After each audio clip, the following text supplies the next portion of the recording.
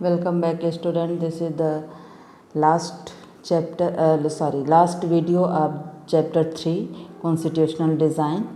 In this video, we will study philosophy of the Constitution, यानी हमारे constitution की क्या फ़िलॉसफी है और क्या हमारा कॉन्स्टिट्यूशन कहता है. Student, as we study about the philosophy of the Constitution, we will discuss about the preamble of the Constitution. Preamble यानी कि कॉन्स्टिट्यूशन का जो सबसे फर्स्ट इंट्रोडक्टरी पेज है उसी को हम प्रियम्बल कहते हैं. उस पर कॉन्स्टिट्यूशन में क्या लिखा है, हमारे कॉन्स्टिट्यूशन का मेन आधार, what is the basic of our constitution, that all thing has mention on that preamble. Students, this preamble has inspired from the American Constitution and it's taken from that. You can see the preamble of the America's Constitution on the upper side, and just below of the American Constitution preamble there is South Africa's preamble. Students, just let's discuss about the preamble of our constitution one by one and understand that what is our preamble says. You can say in the middle box, this is the preamble of our constitution. So what is the preamble? The preamble of the constitution reads like a poem on democracy. Student, जो हमारा preamble है यह बिल्कुल एक poetry की तरह लगता है. And it contains the philosophy on which the entire constitution has been built. Means जो हमारा पूरा कॉन्स्टिट्यूशन बना है वह इसी फिलॉसफी पर बना है जो हमारे इस प्रियम्बल में इंक्लूडेड है. It provides a standard to examine and evaluate any law and action of government. यह गवर्नमेंट के उन सारे एक्शन को एग्ज़ामिन करता है कि क्या सही है क्या गलत है, to find out whether it is good और bad, and it is the soul of the Indian constitution. And we can say that the preamble of our constitution is the soul of our Indian constitution. ये हमारे constitution की आत्मा है. Students, we will discuss one by one steps of our preamble, that what has given. Then first step our preamble is we the people of India. What is the meaning of this? The constitution has been drawn up and enacted by the people through their representative and not handed down to them by a king or any outside power. यानी जो हमारे देश का constitution है, हमारे देश का जो गवर्नमेंट है जो चुना जाता है वह अपने ही लोगों के द्वारा चुना जाता है, न कि किसी बाहरी ताकतों के द्वारा. Next is sovereign. सॉवरेन यानी कि संप्रभुता. People have supreme right to make decision on internal as well as external matter. As you know that we are in democratic country and our constitution based also on democracy. Then तो हम ही अपनी सरकार चुनते हैं और बनाते हैं, and like that no other person can dictate in our country. Socialist. Next is socialist, Samajwadi. Wealth is generated socially and should be shared equally by society. Government should regulate the ownership of land and industry to reduce socio-economic inequalities. Means समाज में जो हमारी संपत्ति हैं सामूहिक रूप से पैदा होती हैं, जो हमारे संसाधन हैं उस पर सबका हक बराबर का है. एंड सरकार जो होती है, गवर्नमेंट जो होती है, वो ज़मीन और उद्योग धंधों की हकदारी से जुड़े कायदे कानून इस तरह बनाए कि सामाजिक आर्थिक असमानताएं कम हो, यानी कि उसका सबको लाभ मिले. Next is secular. सेक्युलर यानी कि पंथ निरपेक्ष. Citizens have complete freedom to follow any religion, but there is no official religion. Government treats all religious beliefs and practices with equal respect. यानी कि पंथ निरपेक्ष का मतलब होता है कि उस देश में हर धर्म को बराबर सम्मान दिया जाता है, कोई किसी के सम्मान को किसी तरह से हर्ट नहीं कर सकता, और जो गवर्नमेंट होती है वो सबके धर्मों का सम्मान करती है. Democratic, a form of government where people enjoy equal political right, elected their rulers. Means कहने का मतलब कि लोकतांत्रिक देश है जब हमारा, जहाँ पर हमें अपना सरकार चुनने की आज़ादी होती है, हम अपने वोट से सरकार को चुनते हैं, हमें बोलने की आज़ादी होती है और गवर्नमेंट क्या कार्य करती है उसको भी जानने की हमें आज़ादी होती है। Next is Republic. रिपब्लिक यानी कि गणराज्य। व्हाट इज़ गणराज्य? What is Republic? The head of the state is an elected person and not a hereditary position. यानी कि रिपब्लिक का मतलब कि जो सरकार होती है वह चुनी हुई सरकार होती है, वह कोई वंशवादी या किसी एक परिवार की सरकार नहीं होती है। नेक्स्ट इज जस्टिस, न्याय। Citizens can not be discriminated on the ground of caste, religion and gender. यानी जो हम देश के नागरिक हैं उनके साथ जाति के आधार पर, धर्म के आधार पर या जेंडर के आधार पर कोई भेदभाव नहीं किया जा सकता है।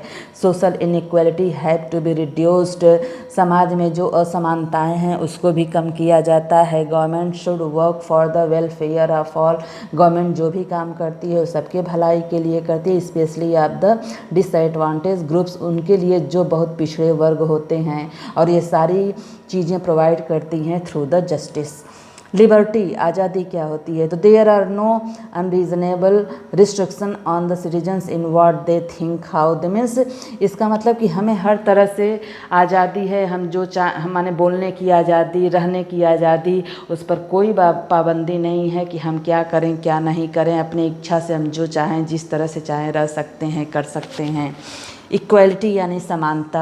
All are equal before the law. Law के सामने, कानून के सामने, संविधान के सामने हर कोई इक्वल है, बराबर है।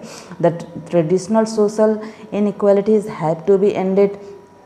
The government should ensure equal opportunity for all. यानी गवर्नमेंट को ये इंश्योर करती है कि सबको बराबर अवसर मिले, कोई किसी को किसी से कम अवसर न मिले। And the last is fraternity यानी बंधुत्व। All of us should behave as if we are member of the same family. यानी कि इस पूरे देश में हर कोई एक दूसरे से इस तरह से व्यवहार करता है और करना भी चाहिए कि हम अलग अलग नहीं बल्कि एक ही परिवार के मेंबर हैं, चाहे वो किसी भी धर्म, किसी भी जाति का हो, लेकिन फिर भी हम इस देश के इस नागरिक हैं एंड वो भाईचारा बना रहे, यह भी हमारा प्रियम्बल बताता है। तो these are the some basic things which are included in our preamble, and this is the basic structure of our constitution. Now students, on the next page we will see institutional design. Students, now here is given institutional design. Institution design means यहाँ पर जो हमारा constitution होता है वह हमारे अधिकारों के, सरकार के पावर को सुनिश्चित करता है, उन संस्थाओं को कंट्रोल करने का काम करता है। जैसे हमारे देश में जो संस्थाएं हैं, जैसे लेजिस्लेचर है, जुडिशरी है, एक्सिक्यूटिव है, तो these all are comes under control of the constitution. यहाँ पर सरकार के जो भी काम होते हैं वो इनके द्वारा ही, संविधान के अंडर में ही रह करके होते हैं। संविधान ही सबके का वो क्षमताओं को और पावर को कंट्रोल करने का काम करती है। Description of institutional arrangement in legal language. Procedure for electing people to govern country. Obviously हम डेमोक्रेटिक कंट्री में हैं और यहाँ पर लोगों को अधिकार है अपने सरकार को चुनने का। Who has power to make what laws. यहाँ पर ये बताया गया है कि किसको पावर होता है कानून बनाने का, तो कानून बनाने का पावर होता है हमारे संसद को, हमारे लेजिस्लेचर को। Fundamental right and duties. Constitution ने हमारे कुछ फंडामेंटल मौलिक अधिकारों के बारे में और कर्तव्यों के बारे में भी बताया है। And need for amendments to keep the constitution updated. और सबसे बड़ी चीज़ है कि समय समय पर हम अपने कॉन्स्टिट्यूशन में अमेंडमेंट यानी बदलाव भी कर सकते हैं, संशोधन भी कर सकते हैं। तो इस तरह से इंस्टीट्यूशन डिज़ाइन से हमें समझ में ये आता है कि जो हमारा कॉन्स्टिट्यूशन होता है वह सरकार के पावर को कंट्रोल करने का भी काम करता है, सबके ड्यूटीज़ और सबके कर्तव्यों का भी निर्धारण करता है। तो like this students, we try to understand about the constitution, that how the constitution is important and how it's give instruction to the citizens and the government to work smoothly in the country. Hope you understood this lesson properly. Now students, we will discuss about the exercises given in this book and try to provide you answer also as well as with the question. So let's see that what the exercises has given in the book. See the first question of your book, page number 53. Here are some false statements. Identify the mistakes in each case and rewrite these correctly based on what you have read in this chapter. Means इसमें कहा गया है कि नीचे कुछ गलत वाक्य दिए गए हैं, हर एक में की गई गलती पहचानें और इस अध्याय के आधार पर उसको ठीक करके लिखें. Means in every question 4 option has given. You will find out exact answer and right that answer in your notebook. So students, see the first question answer. A. Leaders of the freedom movement had an open mind about whether the country should be democratic or not after independence. यानी स्वतंत्रता के बाद देश लोकतांत्रिक हो या नहीं, इस विषय पर स्वतंत्रता आंदोलन के नेताओं ने अपना दिमाग खुला रखा था. There is some false in this statement. Now get it correct and write down the answer. The answer will be leaders of the freedom movement had been clear that the country should be democratic after independence. Hope you write down this answer. Now see another question.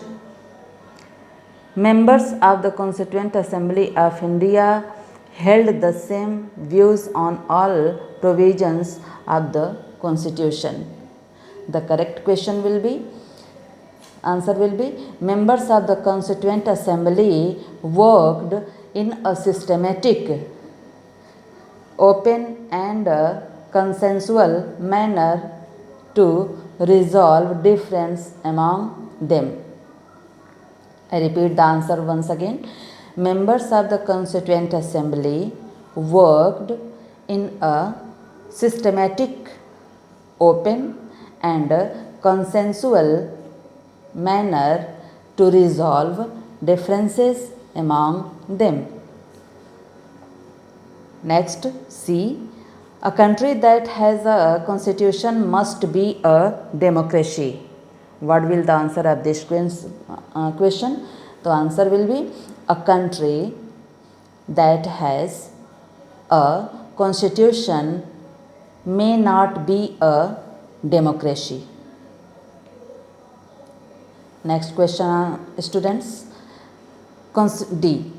Constitution cannot be amended because it is the supreme law of a country. Means constitution में कोई बदलाव नहीं किया जा सकता क्योंकि यह किसी देश का सुप्रीम लॉ होता है. तो इज़ दिस करेक्ट और इज़ दिस फॉल्स? तो answer will be, a constitution can be amended even if it the supreme law of a country. This is your first question answer. Now see second. Which of these was the most salient underlying conflict in the making of a democratic constitution in South Africa? So here is 4 options has given and the correct option will be between the, means correct option will be C, between the white minority and the black majority. यही main conflict था जब south Africa का constitution बन रहा था. तो this is the main conflict between the white minority and the black majority. Now see the third question. Which of these is a provision that a democratic constitution does not have? So in this the correct answer will be B. Answer will be B, name of the head of the state. Now see the fourth. Match the following leaders with their role in the making of the constitution. Students, this question you will solve by yourself to read the book and find out the answer.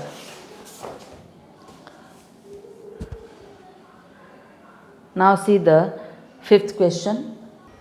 Students, you will solve the questions 4th and 6th by your own, because you can do it is just matching work. So you will do it by yourself. Rest questions as 5th questions and 7th, 8th, 9th and 10th. Means whatever the important questions will be among these questions, I will provided you answer in the next video or next video. I will provided this answer in next video. Students, thank you and get study this lesson properly at home.